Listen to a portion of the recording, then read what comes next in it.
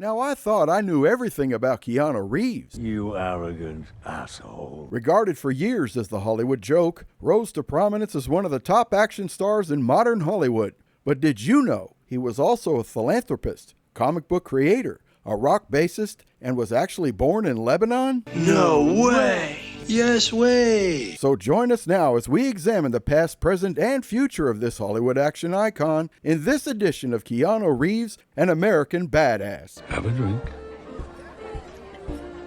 And relax. Born in Beirut, Lebanon on September 2, 1964, Keanu Charles Reeves was the son of English-born Patricia Nee Taylor and native Hawaiian Samuel Reeves, meaning this action star's origins stem not from the Canadian maple, but actually from the Lebanese pine. You need a license to buy a dog, or drive a car. Hell, you need a license to catch a fish.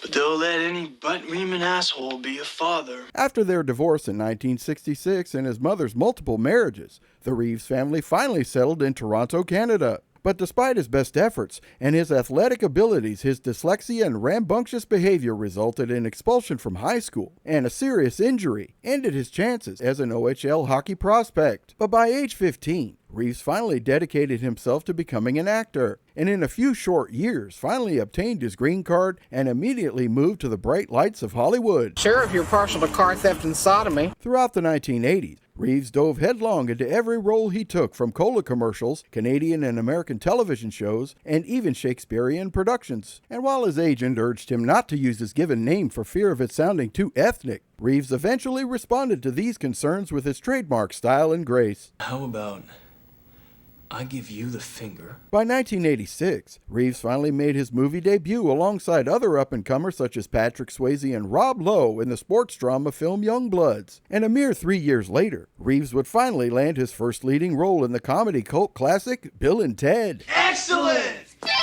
However, his action star prowess would have ultimately emerged until 1991's action classic Point Break. And while his surfer persona was spot on for critics and audiences alike, Reeves later admitted he didn't have the first damn clue about surfing. This is for little rubber people who don't shave yet. Riding high on his success, 1991 witnessed Reeves break out as a talented bassist, forming the rock band Dogstar and touring throughout the United States and Asia, and even opening for British pop icon David Bowie. Unfortunately, over the next decade, Reeves would find himself plagued by professional and personal tragedy. Strange things are afoot at the Circle K. Attempting to take on more refined roles such as Bram Stoker's Dracula and later Shakespearean production of Much Ado About Nothing, Reeves' performance was ruthlessly panned by critics, describing his acting as everything from unfortunate to stinted and, quote, as painful as it was hilarious. If you prick us, do we not get bummed?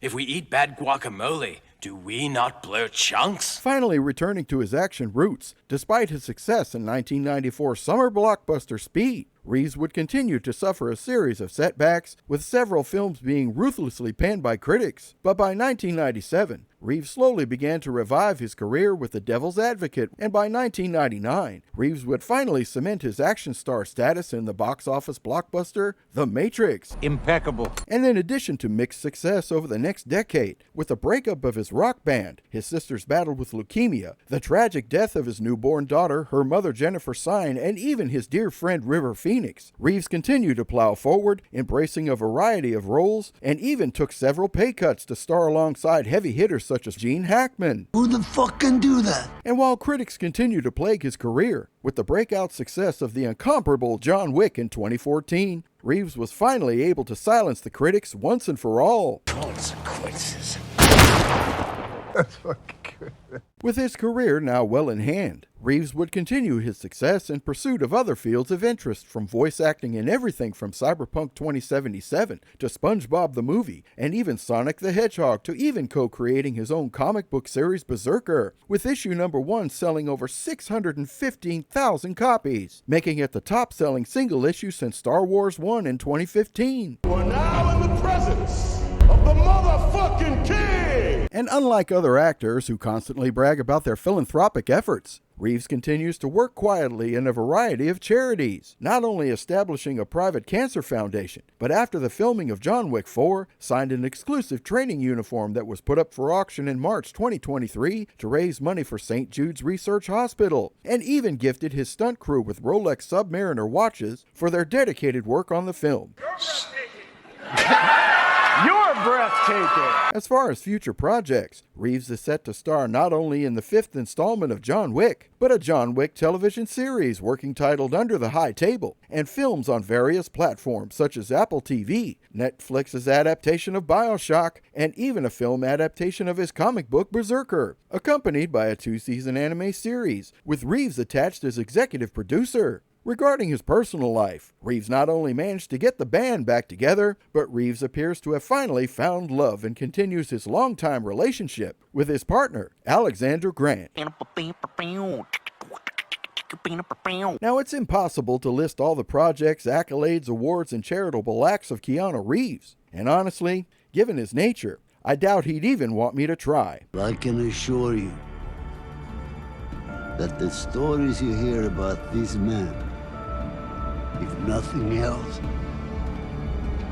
has been watered down. And despite what you may think of Keanu's acting abilities, his career, his personal life, or even the question of his citizenship, but rest assured, as far as this channel's concerned, Keanu Reeves has been and will continue to be a true American badass. You're welcome, Canada. Thank you for watching, and as always, remember, when they decide to clutch their pearls, we'll provide the necklace right here on Salty Buttered Bags.